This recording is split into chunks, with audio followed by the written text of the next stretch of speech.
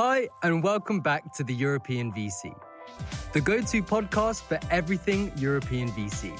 If you love the show, share it with your friends and join our newsletter at eu.vc. Today, we're happy to welcome Isabelle, partner at Shore Valley Ventures, an AI-focused VC firm which helps early-stage software entrepreneurs in the UK and Ireland grow and scale. Isabelle joined SVB in 2018 and was involved in building out the fund as well as relationships with founding teams innovating in immersive tech, esports, metaverse, enterprise AI, and cybersecurity. If you enjoy our content, do support us by hitting the follow button, giving us a review, and following the European VC on LinkedIn.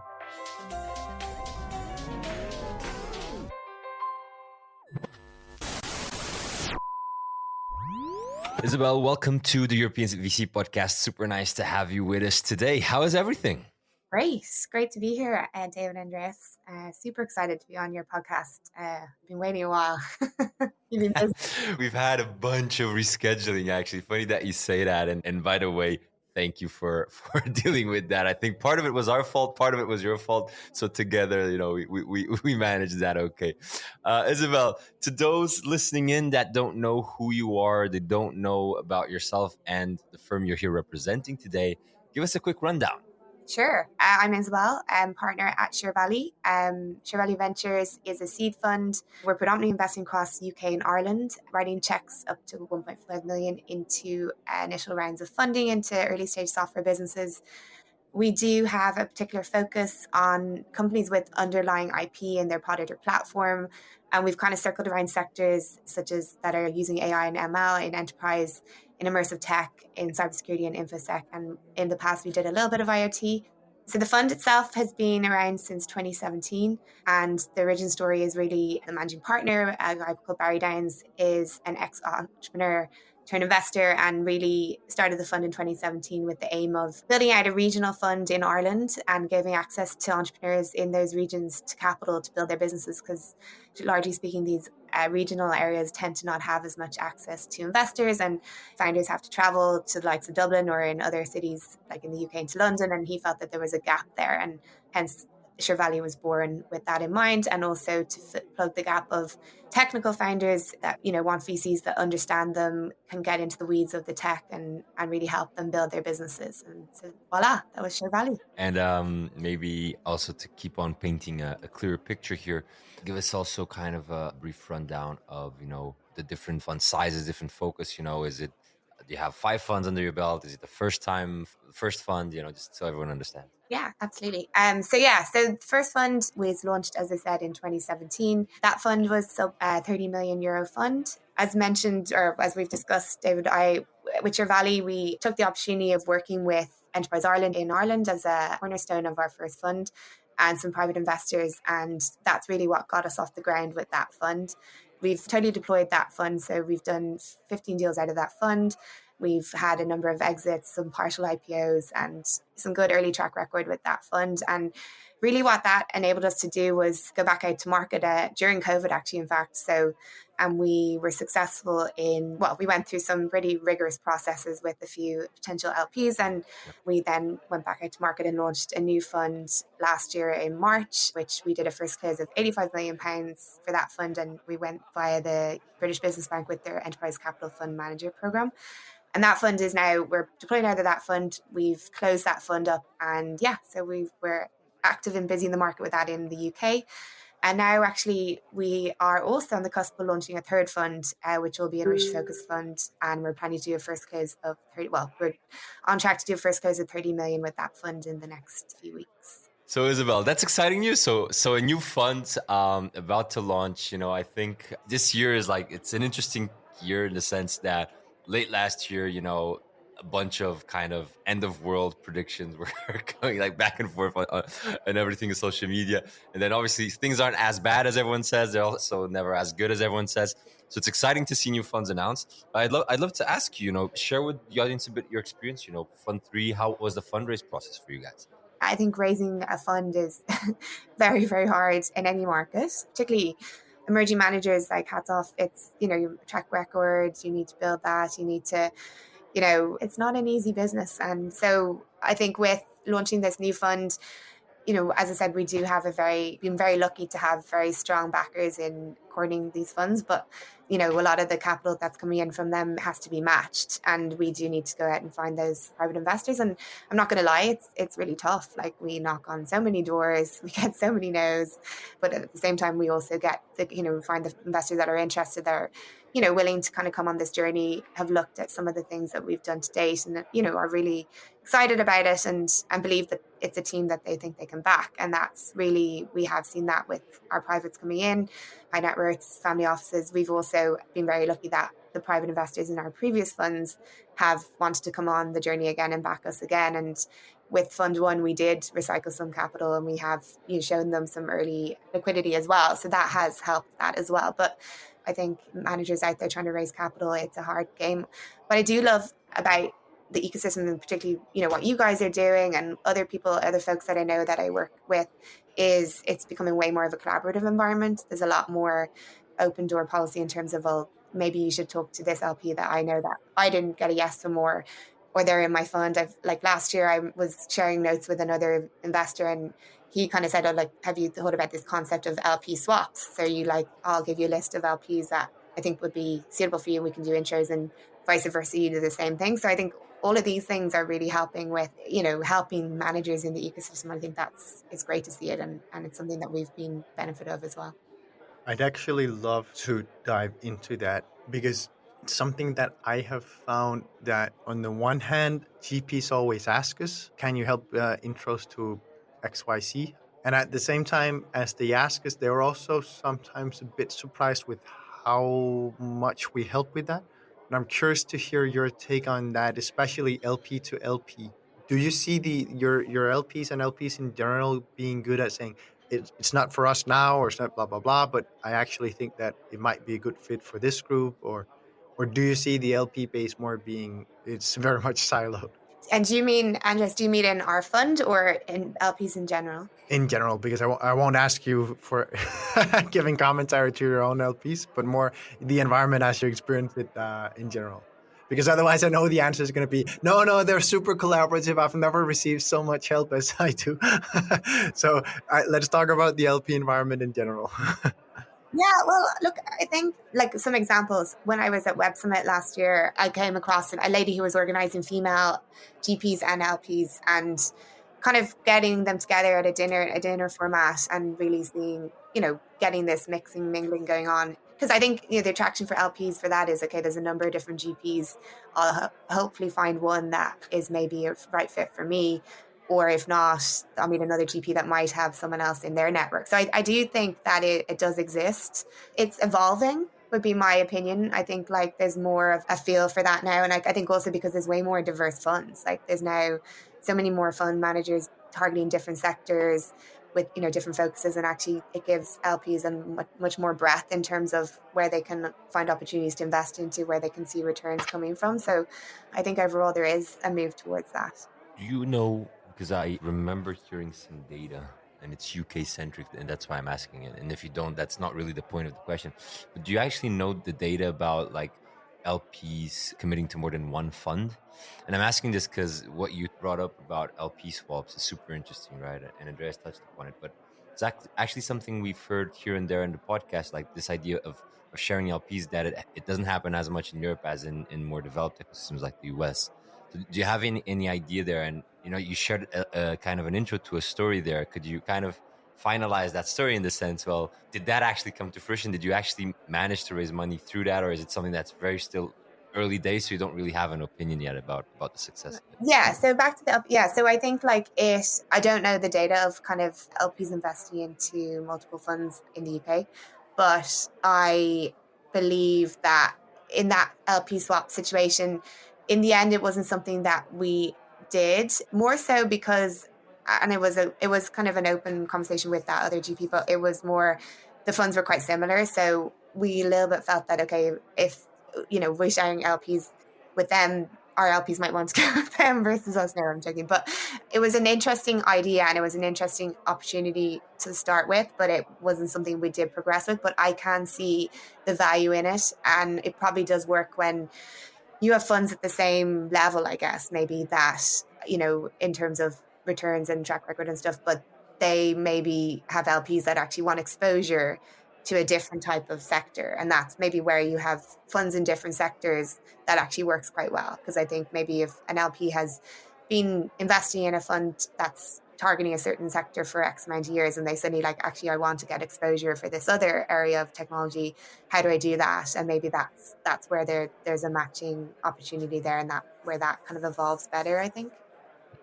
I actually have a question for you. It might sound very provocative, but it isn't intended as such. And it actually comes out of a conversation I had yesterday at an event in the Lisbon ecosystem, where we're talking about LPs and funds. And kind of the consensus around the group of people chatting was that, the more local focused the fund was, the more protective of its LP base it ended up being. Because then, in its ecosystem, its peers are very much kind of hunting in the same pool, so to speak, both in terms of deals, but also in terms of capital. Do you think there's also something into that, in the sense of, once you are a very local player focused player, like, you have to be much more protective of that LP base. Then as you grow and as you expand into more geos, but also more stages, you can actually be a bit more sharing or whatever. Just a thought that was shared that day. I'm not sure I necessarily 100% agree, because in a small ecosystem, you're going to have less, obviously, potential investors or LPs. And as a result, yes, there's a need to protect, but would you not be more, and maybe what we've done more of is present an opportunity to LPs from abroad, that they're like, okay, you haven't got knowledge of this market. It's a smaller market. We have our hands around the entire market. We can find the best deals. So this presents itself as an opportunity to you. So I think funds having a combination of local and international LPs is actually what we've seen to work in our particular situation.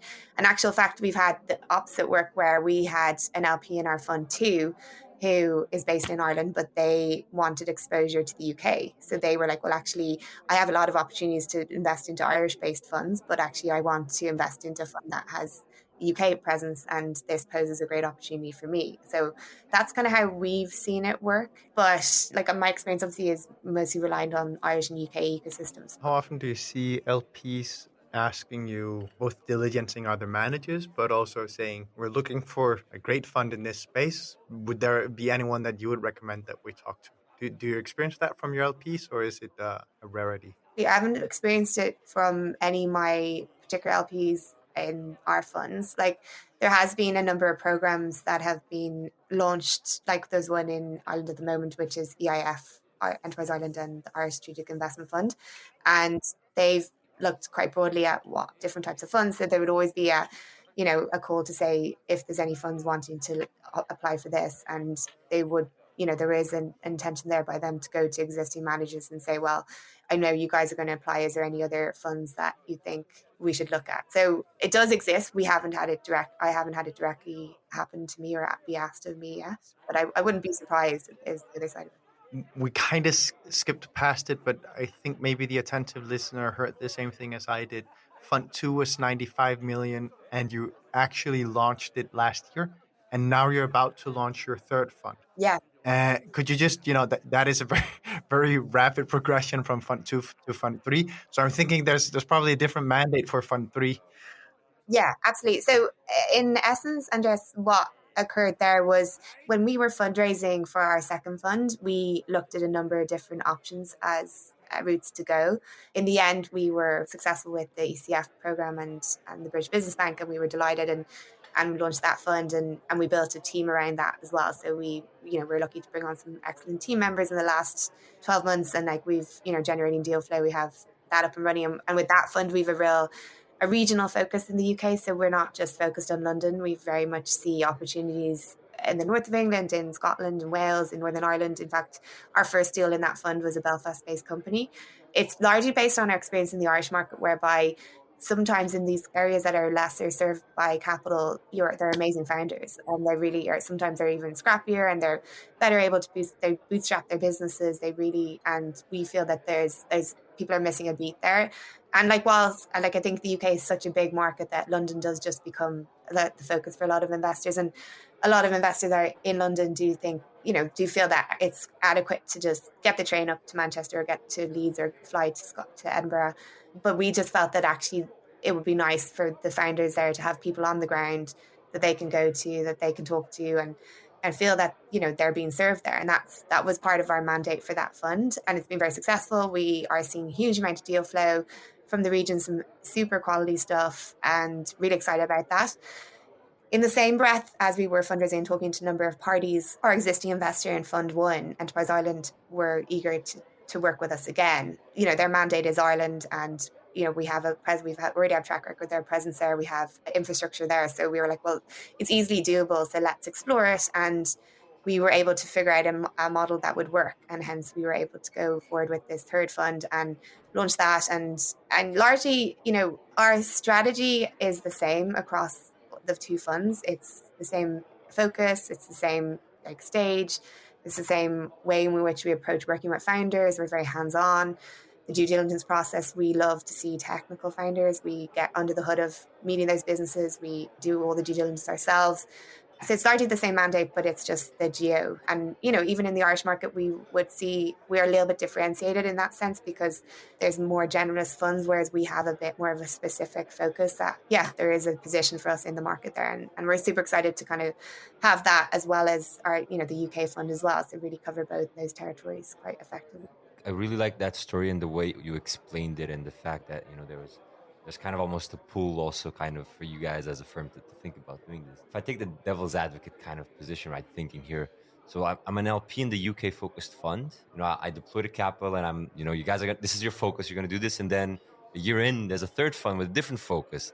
I also wonder, and it's a very open-ended question, you know, what are like the balances here, right, and the checks and balances that you need to make sure you have, because you're basically running two investment strategies at the same time, and how do you make sure you're servicing both LPs to your best ability without like creating any conflicts of interest here? Maybe before you start answering, just to clarify something, the second fund can also invest in Ireland, right? So there is actually no. Okay, so that's purely UK. Okay.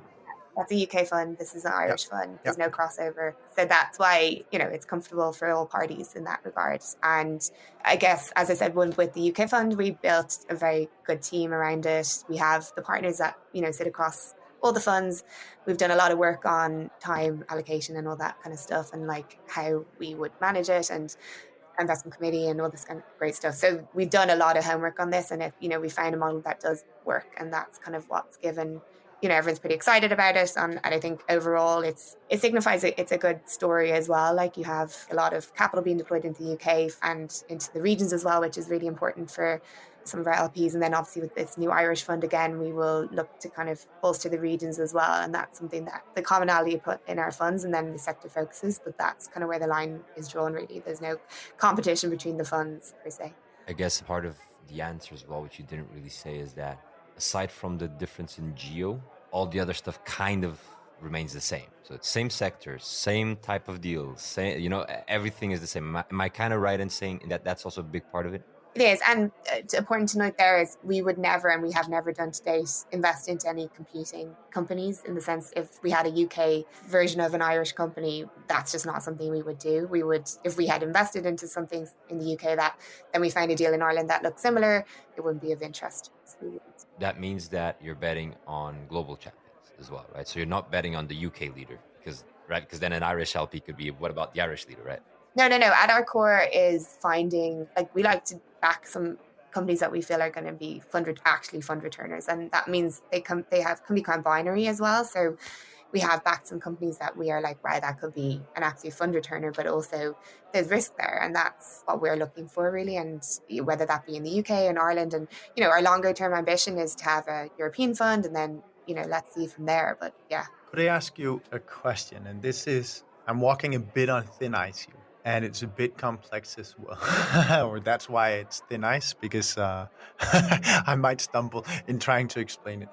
But I am putting out in our newsletter next week something around the fact that the dry powder is turning wet, meaning that it may have been raised, but it's not really being deployed because the LPs that the capital is raised from, they don't really want it called if they can avoid it. And the VCs are also seeing that there's good reason to kind of also take it slow. And you're really in a position where you're about to launch Fund 3. but you could also wait a bit. And I'm curious to hear how you've thought about the timing of Fund 3. We're not in a rush. We have a big UK fund. There's a lot of capital to deploy there. We've always been very strict with our due diligence. We've been, we are a bit price sensitive. We haven't been caught up in the heady days of 2021.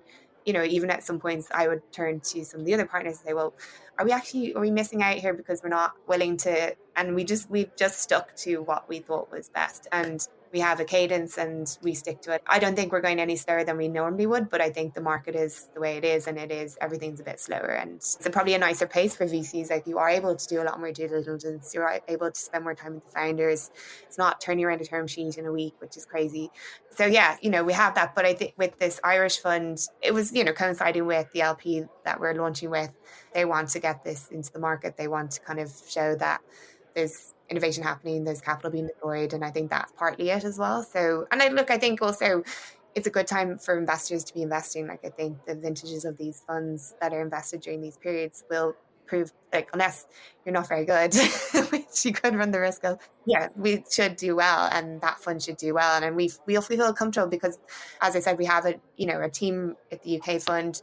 We have an existing team that know the Irish market very well, and we have, we will hire for that as well. So no, we're comfortable with it as it stands. Raising Fund 3 with the focus on Ireland, when you have an established Fund 2 that has a focus on the UK, that is, in a way, you're going to raise to do the same, but it's in another geo. How did you make sure that your story and narrative around Fund 2 would translate into the Irish context? And how did you get LPs confident that, yes, you can do what you've done with Fund 2? You can actually do that in Ireland as well for Fund 3. Well, and there's largely, it's actually our Fund 1 that has enabled us this, because it's an evolution of the fund size, really. But that's impressive, right? Because Fund 1, our audience's context was a £10 million. It was 30 million.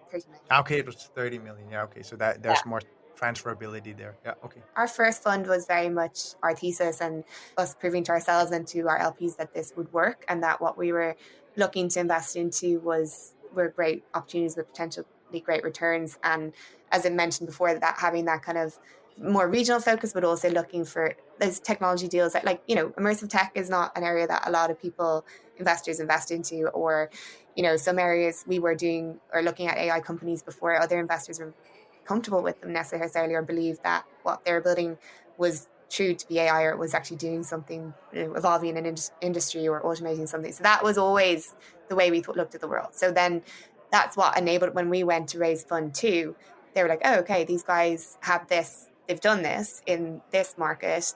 Our Fund 1 also did have some UK deal flow in it as well, which was interesting and was helpful for us, because that ultimately helped us raise that fund as well. So they're like, okay, this is something different. We haven't seen it. We believe these guys have a good track record. They're good to work with. We spent a long time talking to these LPs, so they got to know us. And then so that was launched. And then Fund 3 effectively is the same LPs from Fund 1. And they're like, okay, well, they're just coming back out to market with another fund in the Irish market. So it's pretty much the same thing. So that's why it makes more sense to me, because I'm eat, sleep and breathe it. Whereas, I can see why it might be a bit complex on the surface. I have one final question, and then we'll go to the quick fire. I've been thinking about this. How do you transition from having been a frontier investor in AI to now everyone jumping on AI and thinking it's amazing? Do you then say, okay, it's time for us to find the next greenfield, or do you stick and double down on AI and say, okay, we believe that we're still better than the others, even though there's now more? I think the thing is, just because you jump in, and that doesn't mean you can diligence or figure out what a good AI company is, unless you're paying for a consultant to come on board and do it for you, do your due diligence for you. But I don't think that's something that you can do very easily. So for us, as I said, it's a little bit in the DNA of the fund. We have three partners that are very technical. As I said, nearly go back to first principles when we're talking to companies about how they're building their methods and their models of AI, and kind of not only that, but that it's then like, okay, that's great, but what's the actual application here? How big is that?